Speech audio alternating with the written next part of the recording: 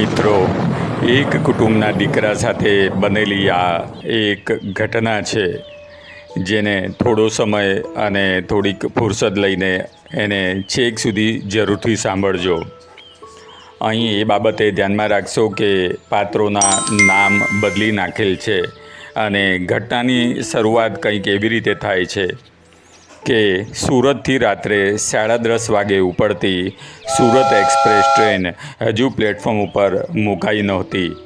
ચોમાસાની સિઝન હતી એટલે વધારે ભીડ પણ નહોતી. પોતાના કોચ નંબરની સામેના એક બાકડા ઉપર બેસીને મહેશ ટ્રેનની રાહ જોઈ રહ્યો હતો. જેવી ટ્રેન યાર્ડમાંથી પ્લેટફોર્મ ઉપર આવી કે તરત જ મહેશ એના સ્લીપર કોચમાં ચડી ગયો અને 5મા કમ્પાર્ટમેન્ટમાં પોતાના નંબરની બર્થ શોધી એણે બેઠક લીધી. ટ્રેન લગભગ ખાલી જ હતી. થોડી વાર પછી 60 વર્ષની આસપાસના દેખાતા એક કાકા પણ એ જ ડિપાર્ટમેન્ટમાં આવ્યા. આવતા જ એમણે નીચે સામાન મૂકીને સૌથી ઉપરની બર્થ ઉપર લંબાવી દીધું. ટ્રેન લગભગ ઉપડવાની જ હતી.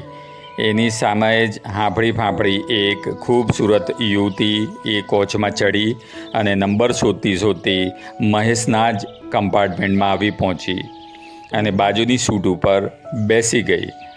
સામાનમાં એક નાનકડી બેગ સિવાય તેની પાસે કશું જ નહોતું. છેલ્લી ઘડીએ દોડતી આવી હોય એમ શ્વાસ થોડો ચડેલો હતો. સ્ટેશન ઉપરથી ખરીદેલી પાણીની બોટલનું સીલ તોડી થોડું પાણી એણે પીધું. ટ્રેન ઉપડી ચૂકી હતી અને તેને મુંબઈમાં જવા માટે કયા સ્ટેશને ઉતરવું તેને બોરીવલી કે પછી દાદર, યુવતીએ મહેશને સવાલ કર્યો. માફ કરજો, હું મુંબઈ પહેલીવાર જઈ રહી છું એટલે મને એરિયાની કંઈ જ ખબર નથી. યુવતીએ ફરી મહેશ સાથે સ્પષ્ટતા કરી. એ થોડી ગભરાયેલી અને ટેન્શનમાં હોય એમ લાગતું હતું. જુઓ, તમે બોરીવલી ઉતરો કે દાદર ઉતરો કે મુંબઈ સેન્ટ્રલથી ઉતરો તો પણ તમે ત્યાંથી સેન્ટ્રલ લાઇનમાં જઈ શકો છો તમારે ઘાટકોપર જવું હોય તો. પણ ટ્રેનમાં જ જવું હોય તો તમે મધ્યમ સ્ટેશને ઉતરી શકો છો. વાંદરા કે દાદર સહેલું પડે. ત્યાંથી તમે ટિકિટ લઈ અને થાણાની લોકલ ટ્રેન પકડી અને મુલુંડ તરફ કે ઘાટકોપર તરફ આગળ વધી શકો છો. મહેશની વાત સાંભળી યુવતી થોડી મૂંઝાઈ ગઈ. બધું નવું હતું. પહેલીવાર મુંબઈ જઈ રહી હતી. ક્યાંથી ટિકિટ મળશે અને કેવી રીતે સેન્ટ્રલ લાઇનની ટ્રેન પકડવી એની એને કંઈ જ ખબર નહોતી. તમે કયા સ્ટેશને ઉતરવાના? આ ટ્રેન તો ખૂબ જ વહેલી, લગભગ સવારે 3:30-4 વાગે મુંબઈ પહોંચી જાય છે. ત્યાં ઉતરીને મને થોડું સમજાવી શકશો? યુવતીએ મહેશને લગભગ વિનંતી ભર્યા સ્વરે કહ્યું. પણ હું તો વિરાર સ્ટેશને જ ઉતરી જવાનો છું અને હું મલાડ રહું છું. તમારું થાણા અને ઘાટકોપર તો બહુ દૂર છે મેડમ, અને એમ સમજાવવાથી તમને કંઈ ખ્યાલ નહીં આવે અને તમે તો પહેલી વાર જ મુંબઈ જઈ રહ્યા છો. તમે જેના ઘરે જવાના છો એની સાથે વાત કરી લો ને. એ તમને સામે લેવા આવે અથવા તો તમને સમજાવે કે ક્યાં ઉતરવું અને કઈ ટ્રેન પકડવી. થોડી વાર સુધી તો યુવતીએ કંઈ જ જવાબ ના આપ્યો. એ ઘણા મનોમંથનમાં હોય એવું લાગ્યું. કેવી રીતે ફોન કરું? મારા બોયફ્રેન્ડે 15 દિવસથી મારો નંબર બ્લોક કરી દીધો છે. વોટ્સઅપમાં પણ મને બ્લોક કરી દીધી છે. બીજા કોઈ નંબરથી એને ફોન કરું છું તો એ ઉપાડતો જ નથી અને હવે 2 દિવસથી તો એ નંબર સેવામાં નથી એવો મેસેજ આવે છે. એણે વોટ્સઅપ નંબર પણ ચેન્જ કરી નાખ્યો લાગે છે. હવે મને લાગે છે કે એણે મારી સાથે વિશ્વાસઘાત કર્યો છે. યુવતીએ છેવટે મહેશને સાચી વાત જ કહી દીધી. પણ તો પછી એને છોડી દો ને. શા માટે એની પાછળ પાગલ બનીને છેક મુંબઈ સુધી ધક્કો ખાવ છો? આવા અજાણ્યા શહેરમાં અને મહાનગરમાં આવા હરામીઓને તો વહેતા જ મૂકી દેવા જોઈએ. મહેશ સહેજ ગુસ્સાથી બોલ્યો. કારણ કે હું પ્રેગ્નન્ટ થઈ ચૂકી છું. 2 વર્ષ પહેલાં ફેસબુકથી રાજેશનો પરિચય થયેલો છે. 2 વર્ષથી અમે સંબંધમાં છીએ. એણે મને લગ્નનું વચન પણ આપેલું છે. 2 મહિના પહેલાં એણે મને દમણ બોલાવેલી. અમે 2 દિવસ ત્યાં દીવ, પછી દમણ અને ઉમરગામના દરિયા કિનારે હોટલમાં રોકાયેલા. ફેસબુકનો પ્રેમ, આજના જમાનાની આવી નાદાન છોકરીઓને શું કહેવું? મહેશ મનમાં વિચારી રહ્યો હતો. તમારા માતા પિતા તમારી રિલેશનશિપ કે આ પ્રેગ્નન્સીની વાત જાણે છે? મહેશે પૂછ્યું. મારા પપ્પા નથી. મારી મમ્મીને આ વાતની હજુ કાંઈ ખબર નથી. મારી નાની બહેનને આ સંબંધની વાત મેં કરી છે, પણ ગર્ભાવસ્થાની વાત માત્ર હું જ જાણું છું. 1 મહિનાથી પીરિયડ આવ્યો નથી અને હવે મમ્મીને ખબર પડી જાય તે પહેલાં મારે ગમે તેમ કરીને રાજેશને મળવું જરૂરી છે. તમારી પાસે રાજેશનું એડ્રેસ કેવી રીતે આવ્યું અને એ સાચું છે કે નહીં એની શું ખાતરી? મહેશ હવે જાણી ગયો હતો કે આ નિર્દોષ છોકરી ફસાઈ ગઈ છે રાજેશની વાતોમાં. અમે ઉમરગામમાં ભેગા થયા હતા ત્યારે આ એડ્રેસ એણે મને લખીને આપ્યું હતું અને કહ્યું હતું કે હું તને સાચો સાચ પ્રેમ કરું છું અને તારી સાથે લગ્ન કરવા પણ માંગુ છું, એટલે તને મારું ઘરનું એડ્રેસ પણ આપી દઉં છું. એ પછી મુંબઈ જઈને એના મમ્મી પપ્પાને વાત કરવાનો હતો. યુવતી બોલી. તમારું નામ શું મેડમ? મારું નામ દક્ષા પટેલ. હું સુરતમાં રહું છું. ગ્રેજ્યુએટ થઈ ગઈ એટલે પછી એક પ્રાઇવેટ કંપનીમાં નોકરી કરું છું. તમે એની લગ્નની વાત ઉપર વિશ્વાસ કેવી રીતે કરી લીધો અને એની સાથે સીધો તમે શરીર સંબંધ બાંધી દીધો? તમે તો એને ઉમરગામમાં પહેલી જ વાર મળ્યા હશો ને? હા, મળ્યા હતા તો પહેલી જ વાર, પણ 2 વર્ષથી અમે એકબીજાને ઓળખતા હતા, એટલે અવિશ્વાસ કેવી રીતે આવે? અને સાંજે રેસ્ટોરન્ટમાં જમતા એણે મને જબરજસ્તી આગ્રહ પણ કરીને પ્રેમના સોગંદ આપીને ડ્રિંક્સ પણ પાયું હતું. એણે 2 દિવસમાં અનેક વાર મારી સાથે સંબંધ બાંધ્યો હતો અને હું મારા ભાવિ પતિને નારાજ કરવા માંગતી નહોતી. એમ કહીને દક્ષા નીચું જોઈને બોલી. તો ભોગવો હવે, એવું ગુસ્સાથી કહેવાનું મન થયું મહેશને, પણ એ ચૂપ રહ્યો. આજકાલની છોકરીઓ શા માટે આટલો બધો આંધળો વિશ્વાસ મૂકી દેતી હશે? શા માટે કોઈના ઉપર પ્રેમની વાતોમાં આવી જઈને લગ્ન પહેલાં આવા બધા ખોટા કામ કરી બેસતી હશે? મહેશ થોડીવાર વિચારે ચડી ગયો. આ છોકરીને હજુ પણ આશા છે કે રાજેશ એને અપનાવી લેશે, એટલે તો એને શોધવા નીકળી છે છેક મુંબઈ જેવા અજાણ્યા શહેરમાં એના માટે. તમે ઘરેથી શું કહીને નીકળ્યા છો? ઓફિસના કામથી મારે 2 દિવસ મુંબઈ જવું પડે એમ છે, એમ મેં મમ્મીને કહ્યું છે. હવે તમે એક કામ કરો દક્ષા, તમે મારી સાથે મારા ઘરે વિરાર ચાલો. તમે એકલા ઘાટકોપર જઈને એનું ઘર શોધી નહીં શકો, એ તમારું કામ પણ નથી. મારે જ ઘાટકોપરનું એનું ઘર બતાવવા આવવું પડશે. દક્ષાએ કોઈ જ જવાબ ના આપ્યો. એ પોતે પણ થોડી અસમંજસમાં હતી કે કોઈ અજાણ્યા પુરુષની સાથે એના ઘરે જવાય કે નહીં. તમારે ટેન્શનમાં આવી જવાની કોઈ જરૂર નથી.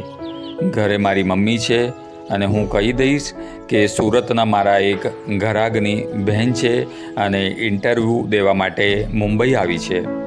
મારી વાતને તમે મારો આદેશ માનો કે વિનંતી, પણ આ સિવાય બીજો કોઈ વિકલ્પ નથી અને એ સિવાય બીજું કંઈ કરતા પણ નહીં. દક્ષાએ મહેશની વાત સ્વીકારી લીધી. એને પણ લાગ્યું કે મહેશ સાચું જ કહે છે. એ રાજેશને શોધવા અજાણ્યા મુંબઈ જેવા મહાનગરમાં ક્યાં ભટકશે. હવે આપણે સૂઈ જઈએ.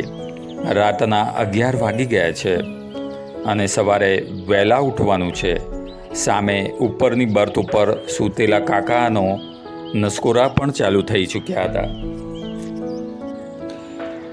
એમ કહીને મહેશ ઊભો થયો અને સૂવા માટે ઉપરની બર્થ ઉપર ચડી ગયો. દક્ષાની બર્થ નીચે જ હતી. સવારે 4:30 વાગ્યા હશે, 3:30-4 વાગ્યા અને વિરાર આવી ગયું.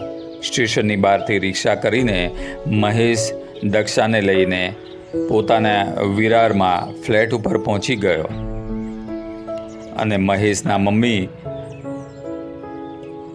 રીનાબેન એક ખાનદાની સ્ત્રી હતા. મૂળ તો એ લોકો સૌરાષ્ટ્રના, પણ મહેશના પપ્પા એ રેલવેમાં જોબ કરતા હતા અને છેલ્લે એમની ટ્રાન્સફર મુંબઈમાં થયેલી, એટલે એ પછી મુંબઈમાં જ સ્થાયી થઈ ગયા હતા. 2 વર્ષ પહેલાં જ મહેશના પપ્પાનું અવસાન થયું હતું. મહેશે માર્કેટિંગમાં એક સારા BBA કર્યું અને પછી રમતગમત અને સાથે બીજા એક IT કંપનીમાં પણ ફાઇનાન્સ ડિપાર્ટમેન્ટમાં એક મોટી કંપનીમાં એ જોડાયો હતો અને પોતાના માર્કેટિંગ માટે રાજકોટ, અમદાવાદ, વડોદરા, સુરત વગેરે ગુજરાતના અલગ જગ્યાઓ એને જવું પડતું હતું. મહેશના ઘરનું વાતાવરણ ઘણું સારું હતું. રીનાએ પ્રેમથી દક્ષાને આવકાર આપ્યો હતો. એને એક પણ સવાલ પૂછ્યો નહોતો. ઘરે આવીને નાહી ધોઈને મહેશ તો સવારે 9 વાગે ઓફિસ જવા નીકળી ગયો હતો. જતાં એ દક્ષાને કહેતો ગયો હતો કે સાંજે 5 વાગે તમે તૈયાર રહેજો, ત્યાં સુધીમાં હું મારું કામ પતાવીને ઓફિસથી ઘરે આવી જઈશ. સમય પ્રમાણે મહેશ ઘરે આવી ગયો અને દક્ષાને લઈ અને પછી તે વિરાર સ્ટેશન ગયો. ત્યાંથી ફાસ્ટ ટ્રેન પકડીને તે 5 વાગ્યા સુધીમાં તો ત્યાં ઘાટકો પર પહોંચી ગયા અને ઘાટકો પરથી તેઓ ત્યાં જ આજુબાજુના વિસ્તારોમાં 40 મિનિટમાં ફરવા લાગ્યા. ઘાટકો પર અને આસપાસના વિસ્તારોમાં તેઓ પહોંચી ગયા. હવે મને તમે તમારા એડ્રેસની ચિઠ્ઠી આપો. મહેશે સ્ટેશનની બહાર નીકળીને દક્ષાને કહ્યું. દક્ષાએ પાકીટમાંથી ચિઠ્ઠી કાઢી અને મહેશને આપી અને ત્યાં કોઈ સૂર્યાનગરનું કોઈ ફ્લેટનું એડ્રેસ હતું. મહેશ દક્ષા સાથે રિક્ષામાં બેઠો અને રિક્ષાવાળાને તે રોડ પર લઈ જવા માટે કહ્યું. સૂર્યનગરના ગેટ ઉપર રિક્ષાને ઊભી રાખીને ગેટ પરના સિક્યુરિટીને પૂછીને બંને જણા બતાવેલા સરનામાના ફ્લેટ સુધી પહોંચી ગયા. ફ્લેટના દરવાજા પાસે ઊભા રહીને મહેશે દક્ષા સામે જોયું. દક્ષા એકદમ ગંભીર હતી. દરવાજા નોક કર્યો. થોડી જ વારમાં 50 વર્ષની ઉંમરના એક બેને દરવાજો ખોલ્યો. મારે રાજેશભાઈનું કામ હતું. અમે લોકો સુરતથી આવ્યા છીએ. મહેશે કહ્યું. ભાઈ, તમને કયા ફ્લેટનું સરનામું કે એડ્રેસ આપેલું છે? કારણ કે આ ફ્લેટમાં તો કોઈ રાજેશ નામની વ્યક્તિ રહેતી જ નથી. મહેશે ચિઠ્ઠી ખિસ્સામાંથી કાઢીને તે બેનને બતાવી. જુઓ બેન, આ જ ફ્લેટનું એડ્રેસ આપેલું છે, સરનામું. હા, સરનામું તો બરાબર છે, મારા ફ્લેટનું જ છે, પણ અહીં કોઈ રાજેશ નથી. હું, મારા પતિ અને મારી દીકરી, અમે 3 જણ જ રહીએ છીએ અને અમારા આખા બ્લોકમાં પણ કોઈ આ નામનો કે આ ઉંમરની કોઈ વ્યક્તિ જ નથી.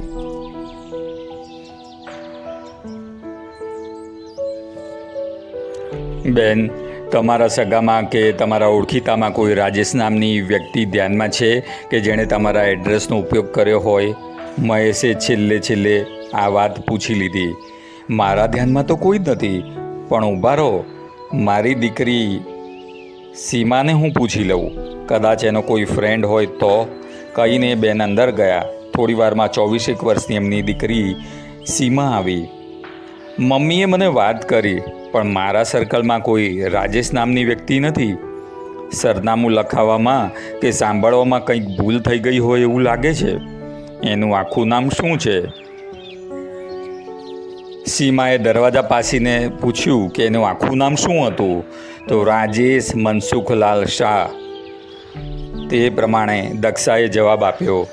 તમે લોકો અંદર આવો ને, 5 મિનિટ બેસો, ત્યાં સુધી હું સોસાયટીના જે હોદ્દેદારો હોય એમને ફોન કરીને પૂછી જોઉં. એ પ્રમાણે શિલ્પાએ જવાબ આપ્યો. બંને જણા ડ્રોઈંગ રૂમમાં બેઠા. કેટલા બધા સંસ્કારી અને સહકારી લોકો છે આ. મહેશ વિચારી રહ્યો હતો. દક્ષાના તો હોશ જ ઉડી ગયા હતા. એ લગભગ રડવા જેવી થઈ ગઈ હતી. એ તો જાણે એકદમ રડવા જેવી થઈ ગઈ હતી. આ બાજુ સીમાએ પોતાના સોસાયટીના હોદ્દેદારોને ફોન કરીને પૂછ્યું કે હું સીમા બોલું છું. આપણી સૂર્યનગર સોસાયટીમાં કોઈ મનસુખભાઈ શાહ નામની વ્યક્તિ છે? એમનો રાજેશ નામનો દીકરો કે એવું કંઈ નામવાળી વ્યક્તિ મારા ઘરે સુરતથી કોઈ આવેલ છે અને એ લોકો એનું સરનામું શોધી રહ્યા છે. સીમાએ સોફામાં બેસીને પોતાના સોસાયટીમાં ફોન કર્યો અને મોબાઈલને સ્પીકર ઉપર રાખ્યો, જેથી મહેશ અને દક્ષા પણ સાંભળી શકે. ના બેટા, આપણી સોસાયટીમાં તો 3 શાહ ફેમિલી છે, પણ એમાંથી કોઈ પણ મનસુખલાલ શાહ નથી. છેલ્લા 10 વર્ષથી હું સોસાયટીનો હોદ્દો સંભાળું છું અને લગભગ બધાને ઓળખું છું, અને મનસુખલાલ નામની તો કોઈ વ્યક્તિ જ નથી. સૂર્યનગરમાં કોઈ છે જ નહીં. હા, એમાં એક રાજેશ કરીને શાહ નામના એક વડીલ છે, પણ એ પોતે જ 65-67 વર્ષના છે, એમ કરીને હોદ્દેદારે જવાબ આપ્યો અને સીમાએ ફોન કટ કર્યો. તમને લોકોને કોઈએ ખોટું એડ્રેસ આપ્યું છે, પણ થયું છે શું? અને આ બેન કેમ આટલા બધા ચિંતામાં દેખાય છે? સીમાએ પ્રશ્ન કર્યો. એટલામાં સીમાના મમ્મી પણ રસોડામાંથી બહાર આવ્યા. તમે બંને જણા કોફી તો પીઓ છો ને ભાઈ? એ બેને આવીને તરત જ મહેશને પૂછ્યું. ના આંટી, અમને એવી કોઈ તમે તકલીફ ના લેશો, અમે લોકો હવે જઈએ જ છીએ. તમે લોકોએ આટલી અંગત બાબત ધ્યાનમાં લઈને અમારા માટે ખરેખર તમે મનથી મહેનત કરી છે. મહેશે 2 હાથ જોડીને આભાર માન્યો. તમે લોકો આટલે દૂરથી આવો છો તો અમારાથી જે પણ મદદ થઈ શકે એ અમે કરી. હવે તમે લોકો કોફી પીને જ જાઓ, પણ તમે કોને શોધી રહ્યા છો એ તો જરા વાત કરો. સીમાએ મહેશને પૂછ્યું. મહેશે સીમાને ગઈકાલ રાતથી શરૂ કરીને અત્યાર સુધીની તમામ વાત વિગતવાર કરી અને દક્ષા સાથે શું બન્યું છે એ પણ તેમણે સીમાને જણાવ્યું. હું તો આ મેડમને ઓળખતો પણ નથી. કાલે ટ્રેનમાં જ અચાનક અમારી મુલાકાત થઈ ગઈ અને પહેલીવાર તેઓ મુંબઈ આવી રહ્યા છે એ મેં જાણ્યું. એટલે પછી માનવતાની દૃષ્ટિએ મેં એમને મદદ કરવાનો પ્રયત્ન કર્યો છે. ફેસબુકની દોસ્તી એમને ખૂબ ભારે પડી છે. ખોટા એકાઉન્ટ ખોલીને એમને કોઈએ ફસાવી દીધા છે. અત્યારે એમને ગર્ભાવસ્થા પણ શરૂ થઈ ગઈ છે. એ નાલાયકે તમારા ફ્લેટનું એડ્રેસ સરનામું કેમ આપ્યું એ સમજાતું નથી. આ બધી વાતો સાંભળતા તો દક્ષાનું હૈયાયું ભરાવી આવ્યું અને અત્યાર સુધી તેણે દબાવીને રોકી રાખેલા આંસુઓની ધારા ધોધ બનીને જાણે વહેવા લાગી. દક્ષા મન મૂકીને ધ્રુસકે રડી પડી. સીમા ઊભી થઈને દક્ષાની બાજુમાં બેઠી અને એને છાની રાખવા માટે એને બાથમાં લીધી અને બંને લગભગ સરખી ઉંમરના જ હતા. સીમાના મમ્મી પણ રડવાનો અવાજ સાંભળીને બહાર દોડી આવ્યા. દક્ષા, તું રડીશ નહીં. જે થવાનું હતું તે થઈ ગયું. હવે આગળનું વિચારવાનું છે. ત્યાં જો બાથરૂમ છે, તું જરા ફ્રેશ થઈ જા, એમ કહીને સીમા દક્ષાને બાથરૂમ પાસે લઈ ગઈ. દક્ષાએ મોં ધોઈ નાખ્યું અને બાથરૂમમાં જઈ આવી અને સોફા ઉપર આવીને બેઠી. ત્યાં સુધીમાં કોફી પણ આવી ગઈ હતી. દક્ષા, તું ખરેખર નસીબદાર છે કે તું જે ટ્રેનમાં આ ભાઈને મળી તે ભાઈ તને મળ્યા. બાકી તો મુંબઈમાં પહેલીવાર આવીને લોકલ ટ્રેનો બદલીને સૂર્યનગર સુધી પહોંચવું તારા જેવી અજાણી અને નિર્દોષ છોકરી માટે બહુ જ અઘરું કામ છે. એમનો તારે તો આભાર માનવો જોઈએ. ના સીમાબેન, એમાં આભાર માનવા જેવું કંઈ છે જ નહીં. કાલે રાત્રે જ હું સમજી ગયો હતો કે પેલાએ જે સરનામું આપ્યું છે તે 100% ખોટું જ હશે. અને આ બેન ગર્ભાવસ્થામાં છે એ જાણ્યા પછી હું એમને એકલા કેવી રીતે છોડી શકું? હું પણ એક ગુજરાતીનો દીકરો છું.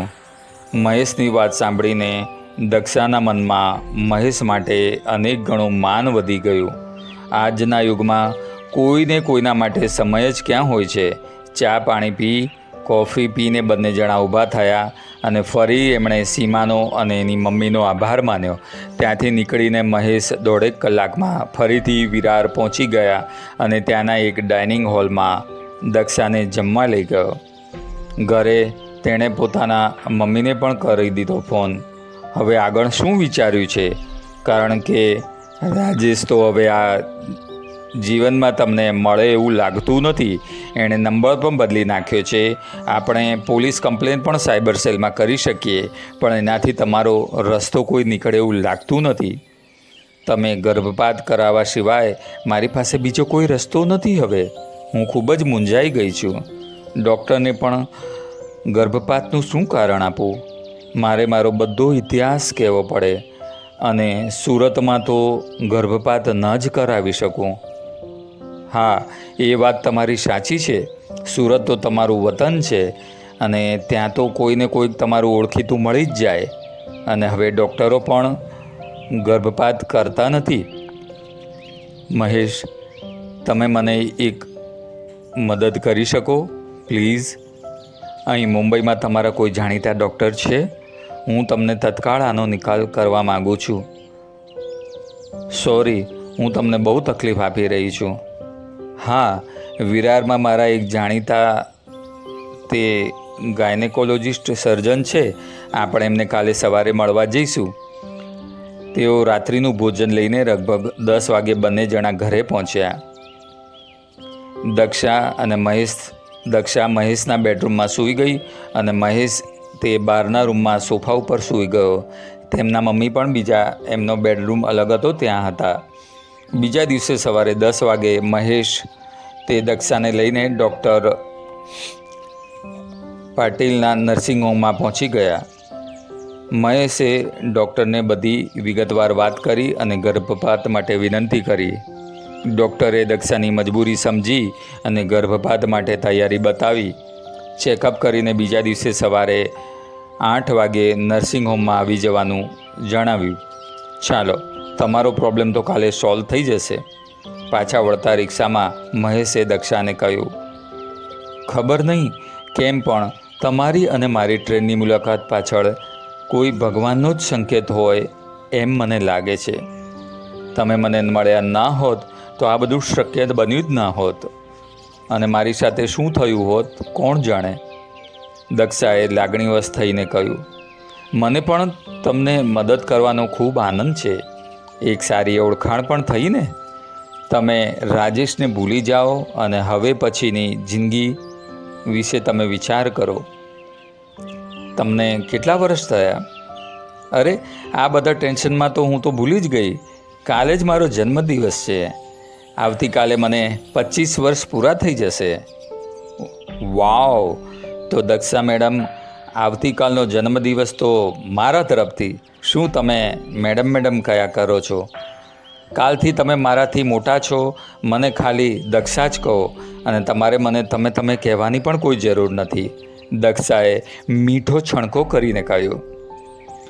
અરે ભાઈ, ગુજરાતીઓમાં તો સ્ત્રીઓને હંમેશા માન સન્માન આપવામાં આવે છે, અને અમે તો અમારી પત્નીને પણ અમારામાં તો તમે કહીને બોલાવતા હોઈએ છીએ. એટલે તું તો મારાથી નહીં જ કહેવાય. મહેશે હસતા હસતા કહ્યું. ઓફિસ જવાનું મોડું થઈ ગયું હતું, એટલે દક્ષાને પોતે ફ્લેટ પાસે ઉતારીને મહેશ સીધો જ રિક્ષામાં બેસીને સાંજે 7 વાગે ઘરે આવતી વખતે બર્થડે કેક અને મીણબત્તી પેક કરાવ્યા. બહુ વિચારીને ઓળખીતાની એક દુકાનમાંથી તેણે દક્ષા માટે એક ગિફ્ટ પણ પેક કરાવી.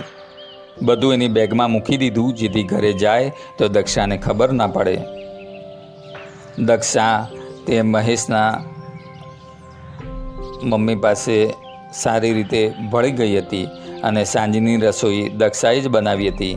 ભરેલા રીંગણા અને નાની નાની રોટલી જોઈને જ મહેશ સમજી ગયો કે આજે દક્ષાએ હાથ અજમાવ્યો લાગે છે. વાહ, શું સ્વાદ છે! રસોઈ ખરેખર ખૂબ જ સરસ બની છે. આટલી નરમ રોટલી તો મેં આજે પહેલી વાર ખાધી. મમ્મી, તું પણ ચાખી જો. મહેશ પહેલો કોળિયો જમતા જ બોલી ઉઠ્યો. બેટા, મારે ચાખવાની પણ જરૂર નથી. એને રસોઈ બનાવતા જોઈને જ એનો હાથ હું ઓળખી ગઈ હતી. આજે ઘરનું તમામ કામ પણ એણે જ કર્યું છે. વાસણ, કચરા, પોતા બધું સંભાળી લીધું. જરા પણ આરામ કર્યો નથી. એની સાથે લગ્ન કરશે એ ખૂબ જ નસીબદાર હશે. તારા વિશે પણ ઘણું બધું પૂછી લીધું મને. 6 મહિનામાં જ તારા છૂટાછેડા થઈ ગયા એ સાંભળીને એ બિચારી ખૂબ જ દુઃખી થઈ ગઈ. અરે પણ મમ્મી, મારા છૂટાછેડાની વાતો તારે એને કરવાની ક્યાં જરૂર હતી? આપણા નસીબ ખરાબ. બાકી દક્ષા જેવી કન્યા બધાને થોડી મળે. એમ કરીને તેણે વાત પૂરી કરી. મહેશથી બોલતા તો બોલાઈ ગયું, પણ પછી પોતે શરમાઈ ગયો. જમી પરવારીને 11 વાગે બધા સૂઈ ગયા. કાલની જેમ જ દક્ષાએ મહેશના બેડરૂમમાં સૂઈ ગઈ હતી અને મહેશના મમ્મી એમના બેડરૂમમાં સૂતા હતા. બરાબર રાત્રે 12 વાગે મહેશ ઊભો થયો અને ટેબલ ઉપર કેક ગોઠવી. કેકમાં 2 મીણબત્તી ભરાવી દીધીને સળગાવી. પ્લેટમાં છરી પણ મૂકી અને તરત જ તેણે દક્ષાને મોબાઈલ કર્યો. 2 મિનિટ, જરા બહાર આવશો? દક્ષા બેડરૂમમાંથી જેવી બહાર આવી કે તરત જ કેક અને સળગતી મીણબત્તી જોઈ અને બધું સમજી ગઈ. એને તો કલ્પના પણ નહોતી કે તે આટલા બધા પ્રેમથી મહેશ એનો જન્મદિવસ ઉજવશે, મનાવશે ને ધામધૂમ કરશે. એણે ઝડપથી આવીને નીચે બેસીને મીણબત્તીને ફૂંક મારી. એ સાથે જ મહેશ બોલી ઉઠ્યો, હેપી બર્થડે દક્ષા, દિલથી મુબારકબાદી આપું છું. હવે તમે કેક કાપો, હું એક સરસ ફોટો ખેંચી લઉં. જેવી દક્ષાએ કેક કાપી કે તરત જ મહેશે મોબાઈલથી એક ફોટો પાડી લીધો અને તરત જ કાપેલી કેકનો ટુકડો દક્ષાના મોંમાં ભરાવી દીધો. થોડી કેક એના ગાલ ઉપર પણ ઘસી દીધી. દક્ષા, તમારા જીવનમાં તમે આવી જ ખુશી હંમેશા માટે આવે એવી જન્મદિવસે હું ઈશ્વરને પ્રાર્થના કરું છું. God bless you. દક્ષાએ પણ કેકનો એક મોટો ટુકડો પ્રેમથી મહેશના મોંમાં ભરાવી દીધો. તમે આજે ખરેખર મારું દિલ જીતી લીધું છે. આટલું સુખ અને ખુશી મને કોઈ આપી નથી. મારા દિલની એક વાત કહું મહેશ, એમાં તમારે રજા થોડી લેવાની હોય. દક્ષા, મને વાત કરતાં ખૂબ જ ડર લાગે છે, પણ વાત કરવાનો આ જ મોકો છે. મારા વિશે બધું જ જાણ્યા પછી તમે મારી સાથે લગ્ન કરી શકો મહેશ? તમે જો હા પાડો તો આ ઘર છોડીને બીજે ક્યાંય જવાની મારી ઈચ્છા નથી. મમ્મીએ તમારી બધી જ વાત મને કરી છે. તમે એકવાર લગ્ન કરીને ઘણું સહન કર્યું છે. હવે પ્રેમ કોને કહેવાય એનો અનુભવ મારે તમને કરાવવો છે. તમે મને એક તક આપશો? My pleasure. પહેલાં મારી આ બર્થડે વિશ જોઈ લો. એમ કહીને મહેશે દક્ષાના હાથમાં ગિફ્ટ મૂકી. રેપર અને બોક્સ ખોલીને દક્ષાએ ગિફ્ટ બહાર કાઢી. એના આશ્ચર્ય વચ્ચે એ સોનાનું મંગળસૂત્ર હતું. દક્ષાએ ઝવેરાતને ઝવેરી જેવી જ ગિફ્ટ અપાય. મારા એક જાણીતા સોની પાસેથી લઈ આવ્યો છું. હવે બોલો, મારી આ નાનકડી ગિફ્ટ તમે સ્વીકારશો? જો તમે હા પાડો તો કાલ સજોડે જઈ અને આપણે આનું બિલ ચૂકવી આવીએ. મહેશ, મારી પાસે બોલવા માટે કોઈ શબ્દો જ નથી. તમે તમારા હાથે જ અત્યારે પહેરાવી દો. હું કાલની પણ રાહ જોવા માગતી નથી. હું અત્યારથી જ તમારી છું. એક શરતે દક્ષા, તમારા ગર્ભમાં રહેલા બાળકને હું મારું નામ આપીશ. મારે ગર્ભપાત થવા દેવું નથી. બોલો, મંજૂર છે? ઓ મહેશ, હું તમને શું કહું? ખરી નસીબદાર તો હું છું. મારા જીવનનો આ સર્વશ્રેષ્ઠ દિવસ છે કહીને દક્ષા અનિરુદ્ધને પ્રેમથી વળગી પડી અને પોતાના આંસુને તે રોકી ના શકી. અને મહેશે પોતાના હાથે એના ગળામાં મંગળસૂત્ર પહેરાવી દીધું. રાત્રે 12 વાગે ડ્રોઈંગ રૂમમાં થતો અવાજ સાંભળીને મહેશના મમ્મી બેડરૂમમાંથી દરવાજો સહેજ ખોલ્યો, પણ બહારનું દ્રશ્ય જોઈને જ એ મલકાઈ ઉઠ્યા અને સાચવીને દરવાજો ધીમેથી બંધ કરી દીધો. દીકરા વહુના પ્રેમમાં ખલેલ ન પડે એટલા માટે તો માએ ચૂપચાપ પોતાનો દરવાજો બંધ કરીને અંદર વયા ગયા. તો મિત્રો, એક આ ગુજરાતી દીકરો જ આવું કરી શકે. આવા સંસ્કારી દીકરાને લીધે એક નારીને ફરીથી નવું જીવન મળ્યું અને એક જીવ પૃથ્વી પર આવતા પહેલાં જ તેની હત્યા થતાં અટકી ગઈ.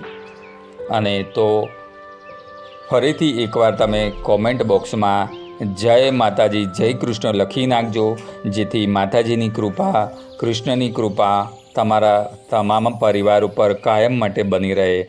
આપ કમેન્ટ બોક્સમાં જરૂરથી જણાવજો કે તમને આ વાર્તા કેવી લાગી અને તમે કયા ગામ કે શહેરથી જુઓ છો તે પણ તમે આમાં લખવાનું ના ભૂલતા. આવી જ પ્રકારની અવનવી વાર્તાઓ, કલ્પનાસભર, મનોરંજનસભર વાર્તાઓ સાંભળવા માટે અમારી ચેનલ સબસ્ક્રાઈબ કરવાનું ના ભૂલતા. જય માતાજી, જય શ્રી કૃષ્ણ.